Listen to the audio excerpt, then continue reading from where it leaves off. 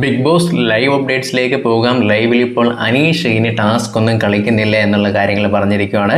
ഹൗസിലുള്ള contestants എല്ലാവരും തന്നെ ആ ഒരു ഏരിയയിൽ വന്ന് മാറി നിൽക്കുകയാണ്. പക്ഷേങ്കിൽ അനീഷ് അവിടെ തന്നെ നിൽക്കുകയാണ്. കാരണം അനീഷിൻ്റെ രണ്ടിടത്തും സ്റ്റോറാണ്, വയറിൻ്റെ അടുത്തും സ്റ്റോറാണ്. അങ്ങനെ അത്ര അധികം തന്നെ പാവ അനീഷ് ഓൾറെഡി കളക്ട് ചെയ്ത് വെച്ചിട്ടുണ്ട്.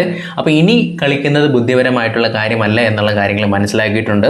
അതുമാത്രമല്ല ചില പാർട്സ് ഒന്നും ഇല്ല. അതായത് ഇപ്പം ചിലപ്പോൾ കൈയില്ലായിരിക്കാം, ചിലപ്പോൾ തലയില്ലായിരിക്കാം, ചിലപ്പോൾ ഉടലില്ലായിരിക്കാം. അപ്പം ബാക്കിയുള്ള കണ്ടസ്റ്റൻസിൻ്റെ അടുത്ത് പോയി അത് ബാർഗെയിൻ ചെയ്യുന്ന അനീഷിനെ നമുക്ക് കാണാനായിട്ട് സാധിക്കുന്നുണ്ട്.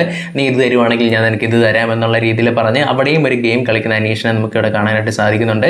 അതുമാത്രമല്ല അക്ബറിന് നല്ലൊരു പണി കിട്ടിയിട്ടുണ്ട്. കാരണം അക്ബറിൻ്റെ അടുത്ത് നിന്നാണ് ഇവിടെ ആദില വരുന്നത്. അക്ബർ എനിക്ക് തോന്നുന്നു ബെഡ്റൂമിൻ്റെ അടുത്തുകൊണ്ട് കുറച്ച് പാവയെ കുളിപ്പിച്ച് വെച്ചിട്ടുണ്ടായിരുന്നു. അപ്പോൾ അത് ആദില എടുത്തിട്ടുണ്ടെന്ന് തോന്നുന്നു. അതിനുശേഷം അതെല്ലാം തന്നെ എടുത്ത് മാറ്റിക്കൊണ്ട് പോകുന്നത് നമുക്കിവിടെ കാണാനായിട്ട് സാധിക്കുന്നുണ്ട്. അങ്ങനെയാണെങ്കിൽ അക്ബറിന് ഒരു മുട്ടൻ പണിയാണ് കിട്ടിയിട്ടുള്ളത്. അക്ബർ ആണെങ്കിൽ ഇവിടെ വെയിറ്റ് ചെയ്തിരിക്കുകയാണ്. പക്ഷേങ്കിൽ അതിൽ ആ സമയം കൊണ്ട് പോയിട്ട് ആ ഒരു പാവയെല്ലാം തന്നെ എടുത്തിട്ടുണ്ടായിരുന്നു. എന്തായാലും ടാസ്കിൽ അങ്ങനെ ഇങ്ങനെയൊക്കെ ചെറിയ മാറ്റങ്ങൾ സംഭവിച്ചിട്ടുണ്ട്. അതുമാത്രമല്ല അനീഷ് ടാസ്ക് ഇനി കളിക്കുന്നില്ല, ഈ ഒരു ഗെയിമിൽ തന്നെ മുമ്പോട്ട് പോകട്ടെ എന്നുള്ള രീതിയിലാണ് നിൽക്കുന്നത്. കാരണം ഇപ്പോൾ അനീഷ് തന്നെയാണ് സ്കോർ ചെയ്ത് നിൽക്കുന്നത്. ഉള്ളതിനെ പ്രൊട്ടക്ട് ചെയ്ത് കളിക്കുക, ഇതാണ് അനീഷ് ഇപ്പം മേക്ക് ചെയ്തുകൊണ്ടിരിക്കുന്ന ഒരു സ്ട്രാറ്റജി എന്ന് പറയുന്നത്.